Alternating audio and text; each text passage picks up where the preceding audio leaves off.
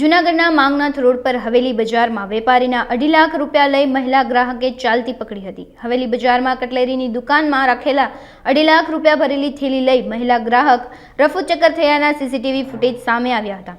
કટલેરીની દુકાનની ઉઘરાણી કરી વેપારીએ રૂપિયાના દુકાનના ટેબલ પર રાખ્યા હતા, જ્યાં મહિલા ગ્રાહક આવતા વેપારી વસ્તુ બતાવવા લાગ્યા હતા, જેમાં વેપારી ભૂલી ગયા હતા કે તેમને ટેબલ પર 2.5 લાખ રૂપિયા રાખ્યા છે।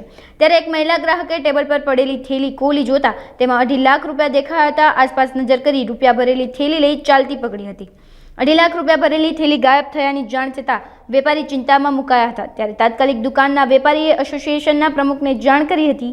વેપારી દ્વારા એ ડિવિઝન પોલીસને જાણ કરાતા મહિલા આરોપીને પકડીને મૂળ માલિકને પરત રકમ કરી હતી। મારું નામ જમનેશ વલ્લભભાઈ ઠકરાર અને જબલું મારું જ ખોવાયેલું હતું અને એ દરમિયાન અમે એ ડિવિઝન પોલીસ ચોકીમાં ફરિયાદ કરેલી, અરજી આપેલી।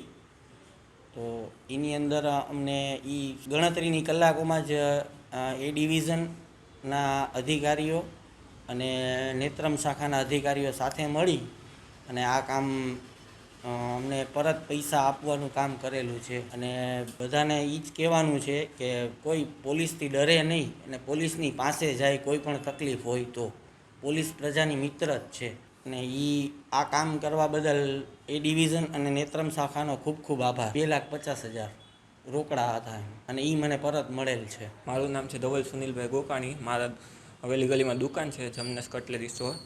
ત્યાં 4 વાગ્યા આસપાસ મોટાભાઈ જબલું લઈને જતા હતા પૈસાનું અને કાઉન્ટર ઉપર રાખેલું હતું અને એ બાબતમાં ગ્રાહક આવી ગયા હતા જાજા બધા અને ત્યાં ગ્રાહકીમાં જબલું ભૂલાઈ ગયું અને કસ્ટમર ભૂલથી જબલું લઈને વયું ગયું અને તે દરમિયાન અમે એ ડિવિઝન આવ્યા અરજી કરવા અને અરજી કરાવી।